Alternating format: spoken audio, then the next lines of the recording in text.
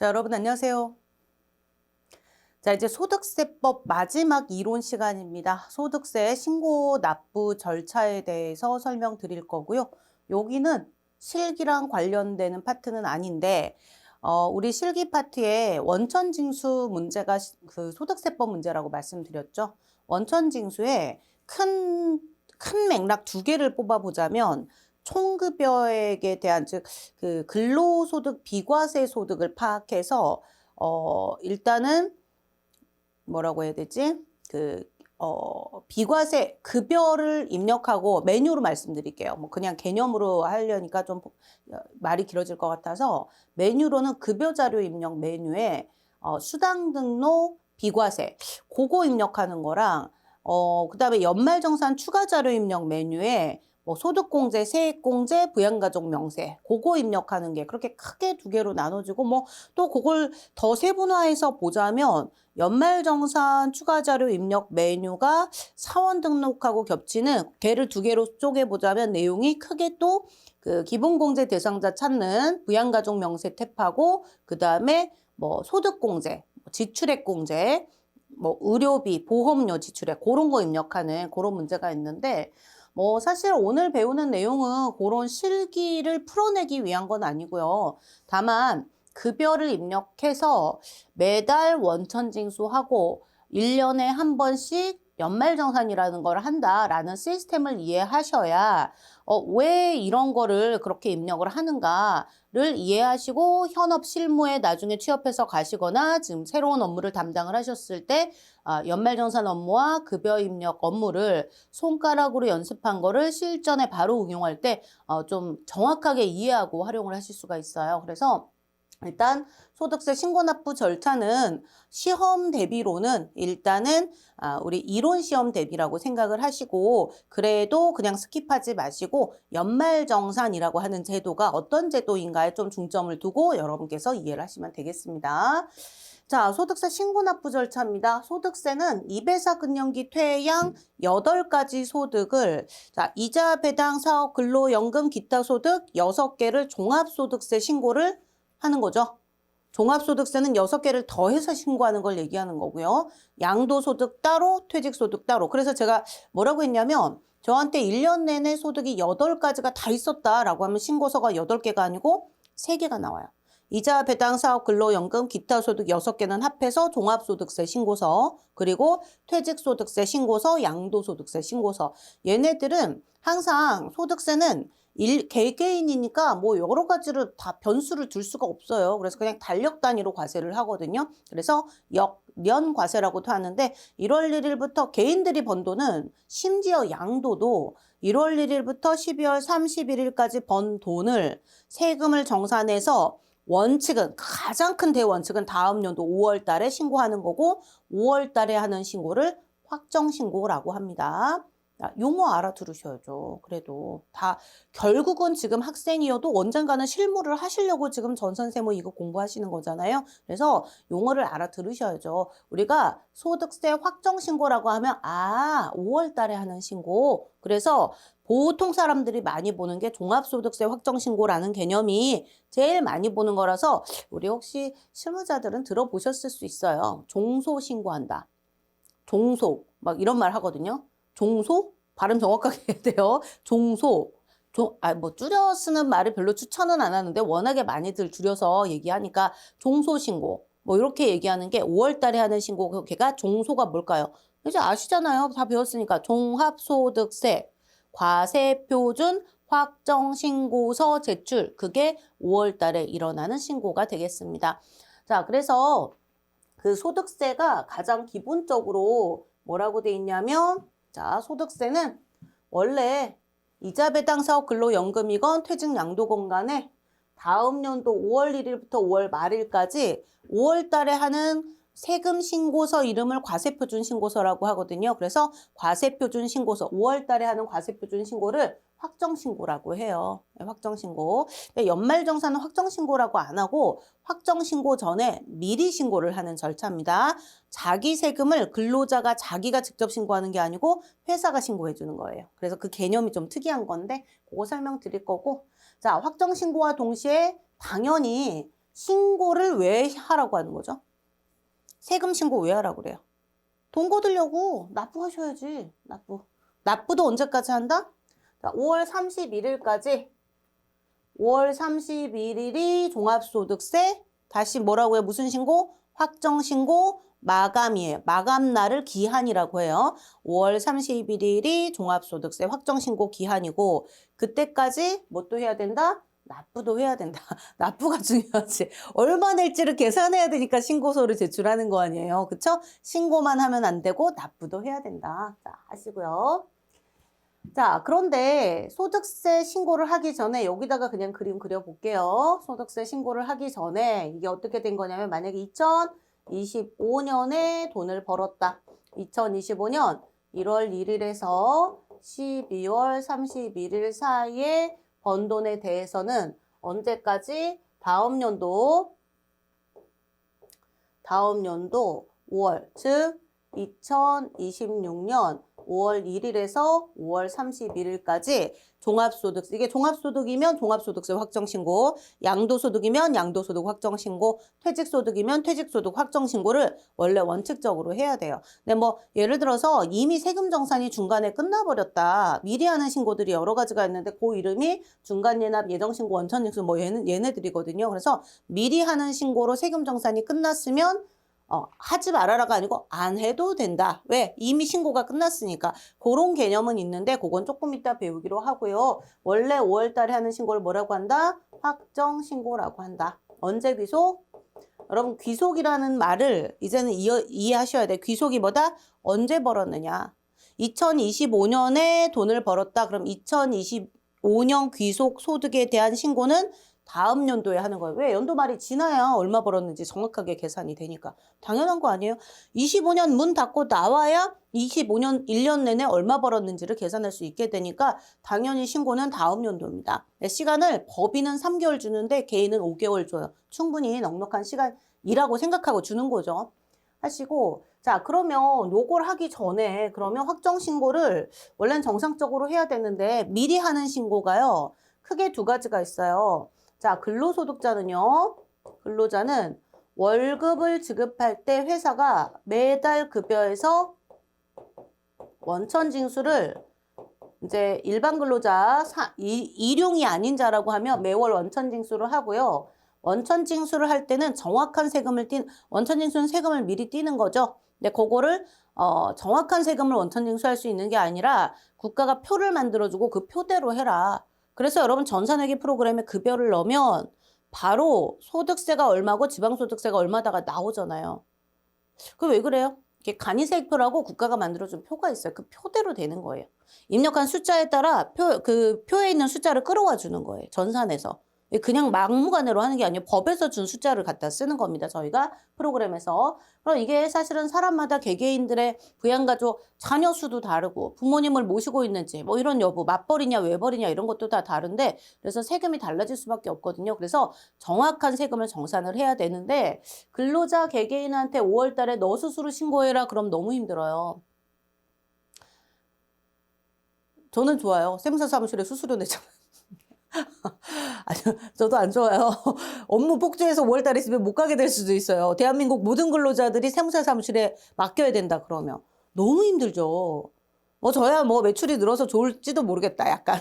근데 그거는 사실 근로자분들에게 대한민국 소득자 중에 이배사 근연기 퇴양 8개의 소득 중에서 이자는 금융기관에서 원천징수하니까 별로 그렇게 어렵지는 않지만 그 이자를 빼고 보면 대부분의 그 대한민국 국민들의 소득을 구분을 했을 때 머릿수가 가장 많은 소득은 사실 근로소득일 거예요. 자, 그럼 근로소득에 대해서 이거를 무조건 다음 연도 5월 달에 너 스스로 신고하세요. 이건 자기 스스로 신고하는 건데 너 스스로 신고하세요. 그러면 조금 근로자들이 너무 힘들단 말이에요. 특히 연봉이 높으면 모를까 연봉도 낮고 저녁에 알바도 조금 또 하고 학생 공부하면서 저녁에 학교도 가고 이런 근로자분들도 꽤 많고 또 육아해야 되잖아요. 그러면 이걸 장부 쓰고 스스로 신고하고 너무 힘들고 돈도 한꺼번에 내려니까 힘들어. 그래서 급여 뛸 때 매월 6월 원천징수에서 미리 십시일반처럼 쬐끔씩 걷어서 한 큐에 훅 내게 하는 그거를 좀 더 그 부담을 덜어주는 거고요. 그래서 확정 신고를 그러니까 본인 스스로 하지 말라는 게 아니고요. 일단 확정 신고 하기 전에 2월 달에 1년치 원래는 5월 달에 근로자 본인 스스로 확정 신고를 하는 게 맞지만 급여소득자하고 종교인, 공적연금 이렇게 뭐 한 4가지 정도 되는데 그 가장 대표적인 거는 우리 일반 근로소득, 일용을 제외한 근로소득자들, 급여소득자들은요. 2월 달에 이 원천징수한 세금을 정확하게 1년치 세금, 어떤 세금? 5월 달에 확정 신고한다면 정확한 세금이 얼마인가? 그거를 회사가 연말정산이라는 법적 절차를 통해서 근로자 개개인의 종합소득세 신고를 급여를 지급하는 회사가 대신 해주는 절차입니다. 연말정산은 이렇게 표현하면 돼요. 급여에 대한 연말정산이다 그러면 급여를 받는 자가 원래 5월 달에 확정신고를 해야 하지만 법에 의해서 법으로 근로자를 도와주기 위해서 2월 달에 근로소득자 개개인이 신고해야 될 거를 급여를 지급하는 회사가 종합소득세 신고를 대신 해준다라고 가정하고 회사가 근로자들 급여에 대한 소득세 신고를 해주는 절차를 우리가 연말정산이라고 해요. 그러니까 연말정산이 결국은 뭐랑 서식이 똑같다? 요거 확정신고하는 종합소득세 서식하고 똑같아요. 다만 확정신고 때 서식은요. 이자, 배당, 사업, 근로연금, 기타 소득 6개 소득이 합산되어 있는 서식이고요. 똑같은 서식에서 다른 거 다 빼고 근로 관련된 것만 남겨놓은 서식이 연말정산 서식이에요. 그래서 우리가 공부할 때 종합소득공제, 인적공제 이런 걸 배우고 제가 부양가족명세에 그걸 입력해야 된다라고 말씀드린 이유가 어차피 연말정산이라고 하는 게 결국은 뭐를 근간으로 해서 만들어진 거다? 종합소득세 확정신고 서식을 근간으로 해서 만들고 이 배사 근연기 6개의 소득이 다 들어가면 5월 달에 확정신고 그중에 다 빼고 5개 다 빼고 근로만 남긴 서식이 연말정산 서식이 되는 거예요. 되셨죠? 자, 그래서 종합소득공제가 왜 중요했는가 이제 조금 이해만 하시면 되고요. 그러면 자 근로자는 원천징수하고 2월 달에 연말정산을 하니까 연말정산은 좀 사실 시험에 나올 만한 건 다 했어. 2월 달에 연말정산한다. 간이세액표로 원천징수한다. 책 보면서 말씀드릴 거고요. 자 그거 하고 근로자 말고 자 근로자는 그래서 어떻게 한다? 매달 세금을 미리 걷어가고 2월 달에 연말정산 해주고 연말정산 때 혹시 누락된 게 있다 그러면 자, 확정신고를 할 때 확정신고는 본인 스스로 하는 거예요. 근로자가 예를 들어서 100명이 있는데 100명 중에 98명은 그냥 급여만 있어요. 근데 나머지 2명은 부동산 임대 소득도 있고 예를 들어 유튜브 같은 거 해가지고 약간 그 사업소득 3% 원천징수되는 사업소득도 좀 있다. 그러면 사업소득을 연말정산 때 급여에 대한 연말정산 때 사업소득을 같이 해줄 수 있냐? 안 된다고 그랬죠? 왜요? 이자, 배당, 사업, 근로연금, 기타 소득이 다 들어가면 확정신고고 똑같은 서식인데 연말정산은 급여만 넣을 수 있는 서식이니까 사업을 못 넣어요. 그래서 근로소득이 있는 자가 연말정산을 회사가 해줬다면 연말정산은 해주고 싶으면 해주고 말면 말고가 아니에요. 법에 정하는 법정 요건을 충족하면 회사는 무조건 해줘야 될 의무가 있어요. 본인이 서류 안 내면 그냥 본인 기본공제만 넣어서 돌려버려요. 어찌됐건 급여를 얼마 지급했다 요거는 국가에 신고를 해줘야 되기 때문에 회사는 의무사항이고요. 본인이 난 어차피 종합소득세 신고할 거니까 연말정산 안 할 거예요. 이거 선택할 수 없어요. 그럼 안 하실 건 뭐 하면 되냐면 서류 아무것도 안 내시면 돼요. 안 내면 회사가 알아서 돌려줘요. 회사는 의무사항이라 무조건 해야 돼요. 언제 기준? 12월 31일 근로자 기준. 자, 그거는 이제 좀 깊이 실무적인 거고. 자, 그래서 연말정산이라고 하는 제도는 사실 이제 여러분 시험에서는 근로자만 생각하시면 되고 실무적으로는 좀 더 있지만 자, 사업소득자들. 그러면 사업소득이 있는 자들은 어떡할 거냐? 그럼 보세요. 25년 세금은 26년 5월 달에 신고 및 납부하고요. 26년 세금 27년 5월. 그러면 5월과 5월 사이에 1년에 한 번만 딱 세금을 낸다 생각해 보세요. 사업소득자들 중에 뭐 돈을 못 버는 사업자도 있지만 근로자보다 더 잘 버는 사업자, 개인 사업자도 꽤 있죠. 특히 여러분 그 연예인들하고요. 우리 전문 스포츠 선수들 있죠. 그분들 받는 소득이 사업소득이에요. 사업이에요, 그거가. 사업자 등록을 했건 안 했건 계속적인 활동을 통해서 연예인 전속계약금 사업소득이에요. 뭐 프로 스포츠 선수들도 마찬가지고. 자, 그러면 고사업소득이 들어왔다. 연예인들 아니 뭐 무슨 미성년자가 엄마 아빠 집 사줬다. 아, 우리 애들은 연예인 안 하나? 나도 집 사주면 좋겠다. 애들이. 근데 아유 너무 그 사실은 보이지 않게 너무 힘든 세상이 있고 우리 그 범인 평범한 사람들은 그런 거 못해. 아무튼 근데 그래서 미성년자건 아니면 20대 초반이건 뭐 집도 사고 뭐 외제차 몇 대 능력 되시면 열심히 일해갖고 능력 되면 되는 거죠. 그래서 그렇게 운영하는 사람들이 있어요. 그러면 그들도 다 종합소득세 신고해야 되거든요. 그러면 생각해 보세요. 연예인이나 우리 스포츠 선수들도 사업소득자다라고 생각하고 좀 많이 버는 사람, 사업자들 중에서 많이 버는 사람들이긴 하죠. 좀 잘 나가는 사람들은. 그러면 그 사람들이 1년에 세금을 얼마씩 낼 것 같으세요? 아, 몇십억은 기본이에요. 진짜 걸어다니는 중소기업, 중견기업 소리 나와요. 1년에 매출이 뭐 한류. 뭐 지금 한류 하면 알아듣지 못하시는 아주 젊은 분들도 계시겠지만 한류스타 그러면 좀 있잖아요. 옛날 원조 한류, 그다음 뭐 일본에서 한참 떴다가 뭐 그다음 중국, 그다음에 뭐 유럽으로 번지고 막 난리 법석이죠. 이었죠. 요새는 모르겠다. 내가 관심이 없어서 그런지 모르겠는데. 근데 어찌됐건 그때 한참 유명했을 때 한류가 한참 이렇게 뭐 그렇게 잘 됐을 때 그 연예인 중에 좀 잘 나가는 정말 최상급 연예이긴 한데 그분 1인 연매출이 그때 한 980억 정도 되는 신고서를 제가 본 적이 있어요. 매출이니까 경비가 있긴 있겠지, 일부. 980억에 뭐 매출원가 뭔지 아시죠? 그게 뭐 한 800억 되겠어요? 8억만 돼도 그것도 사실 그렇게까지 되지도 않을 건데 다 기획사가 일부 지출해 줄 것이고 인건비 혹시 자기가 고용한 사람 있으면 인건비 해봤자 얼마 된다고. 그래서 사실은 거의 대부분은 거기에 곱하기 세율에서 그냥 매출액 곱하기 세율 언저리에서 떼요. 경비 넣을 게 거의 없어요. 그러면 그냥 쉽게 1,000억이다 하면 10억 초과 구간이 세율이 몇 퍼센트? 배웠잖아. 10억 초과 구간 45%. 세금을 한 500억씩 내는 거예요. 왜 지방세까지 하면 약간 세금만 내요. 국민연금, 건강보험료. 국민연금, 건강보험료도 어마무시하게 많이 나와. 소득이 많으면. 그러니까 어찌됐건 많이 벌 만큼 많이 내시는 건데 뭐 돈 많이 번다고 욕하지 마세요. 그만큼 세금 많이 내면서 낼 거 다 내고 탈세는 안 되지. 그러니까 그렇게 잘 하고 계시는데 그분들 생각해 보세요. 그럼 500억을 아무리 그래도 1년 내내 만약에 1,000억을 번다라고 생각해 보세요. 한류 한참 떴을 때 드라마 한참 핫할 때 많이 벌었는데 그 다음 연도는 1,000억이었다가 그 다음 연도는 200억 될 수 있잖아요. 그 다음 연도 20억 될 수 있고 그러다 또 뭐 한 500억 할 수도 있고. 지금 1,000억은 어마무시하게 좀 굉장히 그때 유명했던 사람 기준이고요. 그래도 한 2, 30억 이상씩은 해요. 조금 이름 알만한 사람들은.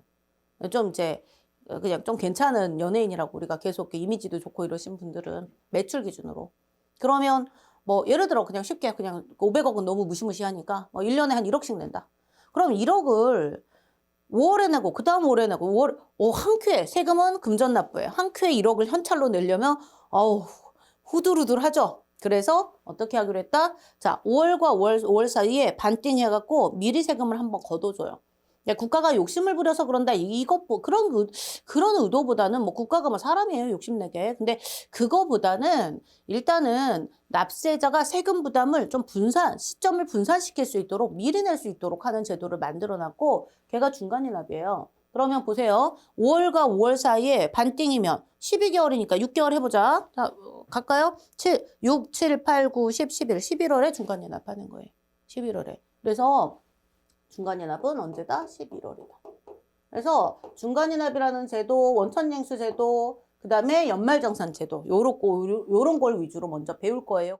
자, 그러면 교재 보시면서 이제 중간연합부터 한번 보도록 할게요. 우리 이번에는 뭐 이제 따로 판서 안 하고요. 교재 보면서 이론 시험과 관련된 거니까 요거를 그냥 끊으면서 읽어보도록 하겠습니다. 자, 사업소득이 있는 거주자는 여러분 중간연합은 아까 연예인 전속계약금 얘기를 했는데 그 사업자들만 중간연합을 합니다. 그래서 이자 배당 사업 근로연금 기타 소득 중에서 여기다 적어 놓으시는 게 좋겠다. 중간연합은 누구만 한다? 사업소득이 있는 자가 있는 경우에 한다. 그러면 근로소득이 있을 때는 중간연합을 하는 게 아니죠. 이자 배당만 있을 때도 중간연합을 하는 게 아니죠. 그래서 사업소득이 있어야 중간연합을 한다. 그거가 시험에 나올 수 있습니다. 사업소득 동그라미. 네, 여러분 부동산 임대는 사업이 맞잖아요. 그렇죠? 그러니까 당연히 포함이겠지. 있는 거주자는 끊고 중간이납 의무가 있습니다. 즉 사업소득이 있는 거주자는 이제 1년을 반으로 톡 쪼개면 1월부터 6월까지가 상반기죠. 상반기 세금을 11월에 미리 낸다라고 개념을 만들어 놓은 거예요. 그래서 1년에 어차피 소득세 과세 대상 기간, 줄여서 과세 기간은 1년이고 그거를 반으로 톡 쪼개서 미리 앞부분 세금을 먼저 내겠다 이 개념이라서 앞부분 6개월을 1월부터 6월까지를 우리가 중간이납 기간이라고 불러요. 그거는 용어 알아놓으시면 좋아요. 어차피 여러분 다 개개인이시잖아요. 언젠가는 세금을 다 내시겠죠. 어떤 세금이건 내실 거 아니에요. 그래서 그게 급여에 대한 근로소득에 대한 세금이건 사업소득에 대한 세금이건 이건 알아놓으시면 평생 여러분께 그래도 내가 세금을 좀 알고 있는 사람이구나 라는 본인 스스로 좀 궁금한 게 줄어들어요. 그래서 그리고 어머니 아버지가 사업하시는데 왜 11월에 고지서가 날라오지? 이런 거를 이해하고 보시면 되게 좀 약간 세무 실무가 재밌어요. 라고 주장합니다. 저는. 재밌습니다. 그래서 어찌됐건 전반기 1월에서 6월을 중간이납 기간이라고 한다. 그러면 그치. 1년 세금을 반으로 톡 쪼개서 앞부분에 있는 거를 1월부터 6월까지에 해당하는 거를 일단 가상의 금액으로 전년도 세금의 반띵이긴 하지만 그거를 11월 달에 내는 거를 우리가 중간이납이라고 하는구나. 자, 시험 포인트는 두 가지입니다. 중간이납 어떤 소득이 있어야 중간이납 의무가 있는가? 자, 무슨 소득? 사업소득. 그 다음에 언제 하는가? 11월에 한다. 그래서 자, 매년 11월에서 11월 1일에서 11월 31일에 한다. 그 다음에 11월에 납부를 한다. 이렇게 두 개. 사업소득이 있는 경우에 한다. 11월에 한다. 이게 이제 가장 중요한 쟁점이 될 거고요.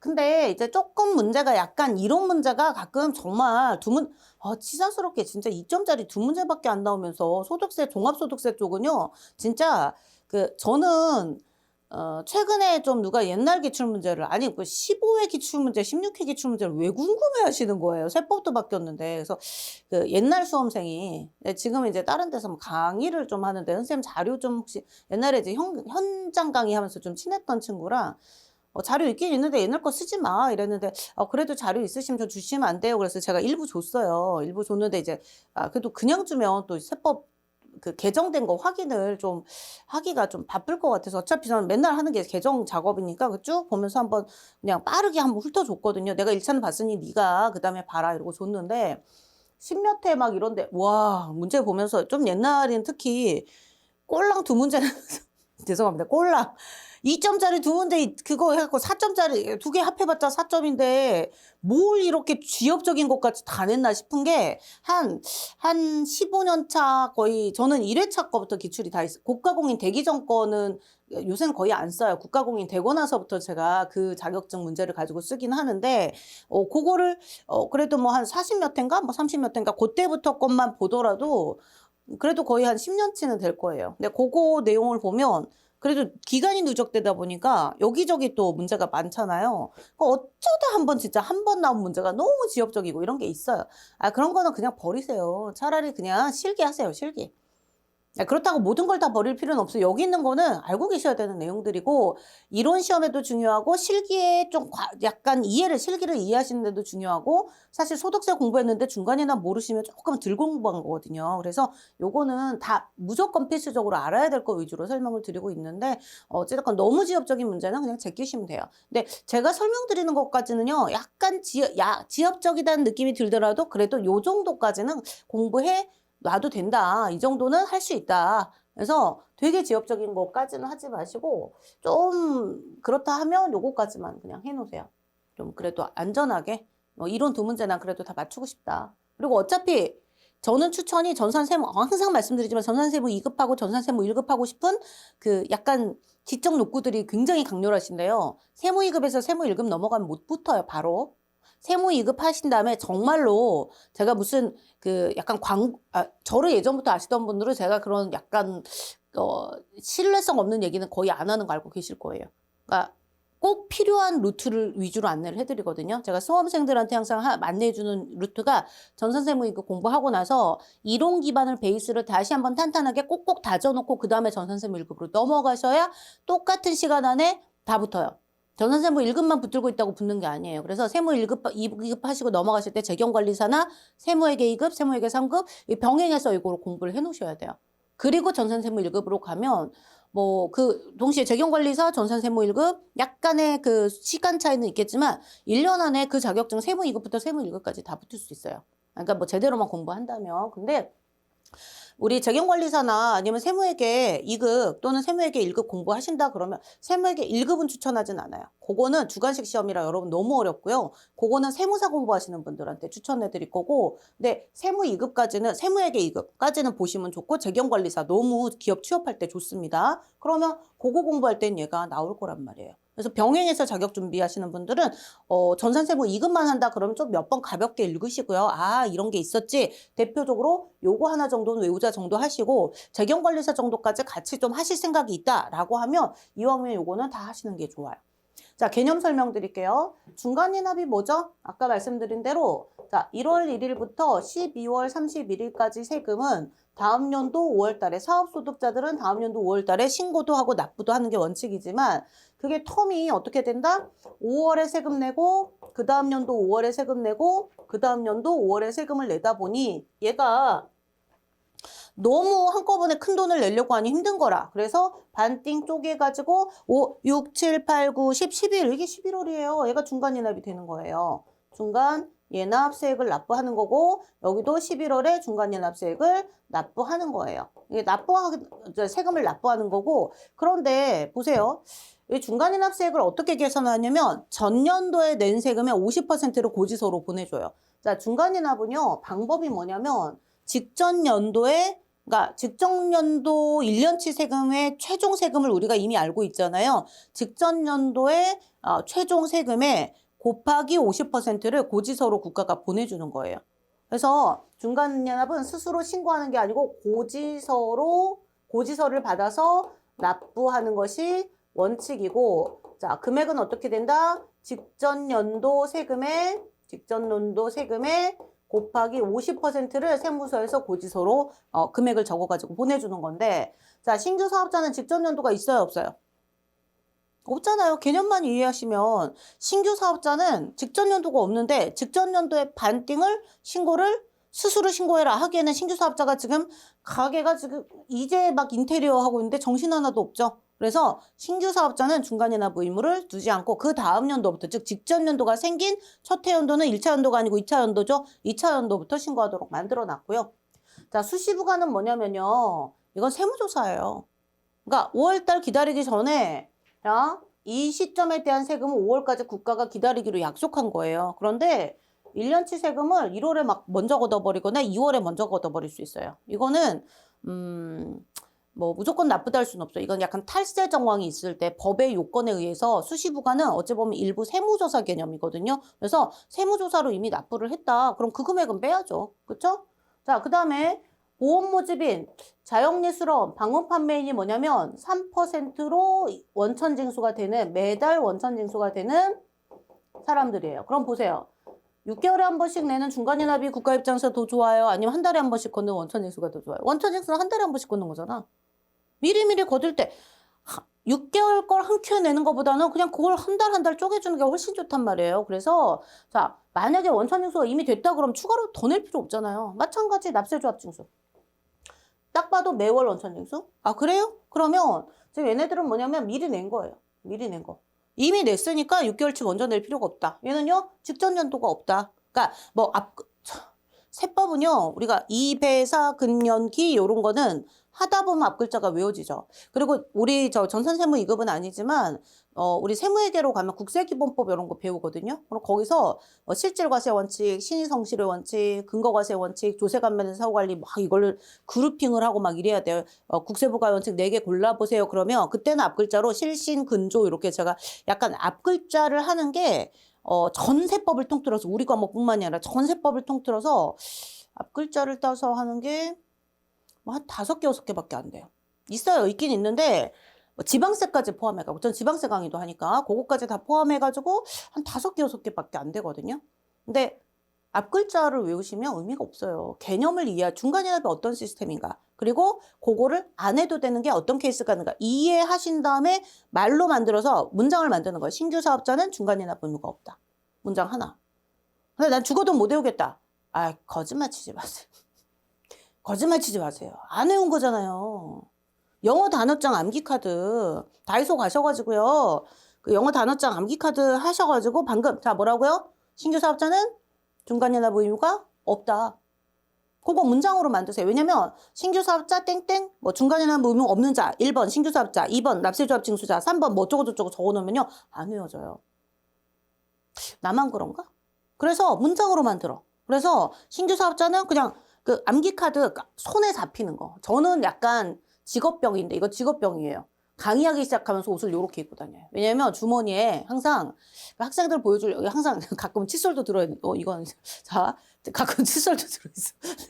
자, 지난번에 볼펜인 줄 알고 딱 꺼냈는데 칫솔 이랬었는데 주로 이제 강의할 때 학생들 보여주는 용도의 그 암기 카드라든가 이제 뭐 마이크라든가 마이크 이제 뭐 핀 마이크라든가 아니면 뭐 볼펜이라든가 항상 주머니에 넣고 다니거든요. 뭐 저처럼 하시라는 건 아닌데 항상 어디 주머니가 됐든 뭐가 됐든지 간에 카드 조그만 주머니에 들어갈 정도. 그다음에 가방의 앞에 앞주머니 이런 데 쏙 들어갈 정도. 언제든지 꺼내 볼 수 있을 정도. 그 휴대폰 앱으로 하는 것보다는요. 그냥 그래도 종이가 나아요. 그래서 쬐끄만 암기 손에 잡히는 거. 그래서 버스에서 이렇게 꽉 껴있을 때도 돌리면서 볼 수 있는 정도의 암기 카드. 그거를 하나 만드셔가지고요. 거기에다가 한 페이지에 문장 하나만 적으세요. 다시 뭐라고요? 외웠잖아요. 신규 사업자는 중간연합 의무가 없다. 그 다음에 앞에서 또 배운 거. 중간연합은 사업소득자 엔드 11월. 요렇게만 해도 그거 문장으로 안 만들어도 중간연합 의무 땡땡 사업소득자 11월. 그러면서 자꾸 중간연합 소득자 어쩌고저쩌고 하고 다시 보고 하고 넘기세요. 그렇게 공부 누적한 거를 막 이렇게 책처럼 막 다 만들 생각하지 마시고 외워야 되겠는데 잘 안 외워지는 것들 그렇게 외우시면 이론이건 실기 쪽에 우리 비과세급여라든가 기본공제 대상자 요건 외워야 되는 것들 있잖아요. 그거가 머릿속에서 그냥 바로 끄집어 나와줘야 돼. 그걸 하려면 암기 카드 같은 거 쓰시는 것도 상당히 괜찮아요. 그리고 진짜 하기 싫은 방법인데 진짜 효과 있는 방법 알려드릴까요? 이제 오늘 소득세 마무리니까 이론 마무리. 자, 방금 말씀드린 그거를 정리를 했잖아요. 그러면 AI로 하지 마시고요. 본인 목소리로 녹음하세요. 그리고 그 파일을 듣고 다니세요. 자, 내 목소리는 진짜 듣기 싫다. 아니, 제 목소리 듣기 싫으시죠? 그거보다 자기 자신의 목소리가 되게 거슬리지 않아요? 그러니까 그냥 남들 목소리 듣는 거랑 내 목소리가 나한테 들리는 것과 녹음된 상태에서 들리는 게 좀 다르거든요. 그러니까 뭐 이유가 있겠지. 근데 뭔가 이제 제가 말할 땐 제 몸에서 울림통해서 울리는 건데 녹음이 된 상태에서 객관적으로 들을 때는 내가 느끼는 내 목소리가 아니야. 그래서 되게 신경에 거슬려요. 그래서 그거 꼴배기 싫으면 빨리 외워서 듣고 없애버려. 자꾸 듣고 다니세요. 그리고 내가 나한테 설명한, 야, 정선아 있잖아. 막 이러면서 설명하세요. 야, 정선아. 제가 정선이니까, 야, 정선아, 중간연합이 이론에 나오는데 요거 나오면 너가 걔 틀릴 것 같아. 얘는 사업소득이야. 기억해. 근로소득자 아니야. 이렇게 자꾸 얘기해 주세요. 그러면서, 들으면서, 이거 내가 빨리 외워서, 더 이상 안 듣겠다.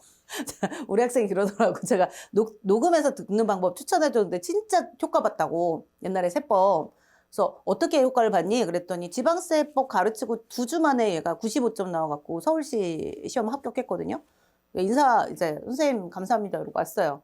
그래서 어떻게 그거를 했니? 그랬더니 녹취하라는 거 자기가 해봤는데 너무 듣기 싫은데 이게 될 것 같더라는 거죠. 그래서 내가 이거를 외워가지고 안 듣고 만다. 그래서 걔도 되게 웃겨. 되게 귀여웠어요, 말하는 게. 그래서, 상당히 괜찮은 생각이다. 다 외워버려. 근데 아무튼, 녹취해서 듣는 방법, 암기 카드 쓰는 방법, 공부를 암기를 못한다 생각하지 마시고 암기 안 하시는 거예요. 저는 좀 약간 팩폭이거든요. 저한테도 그래요. 제가 영어 못한다, 뭐 영어 기회가 없었다? 내가 공부 안 한 거야. 인정해요. 근데 이제 뭐 하기 싫은 걸 어떡해.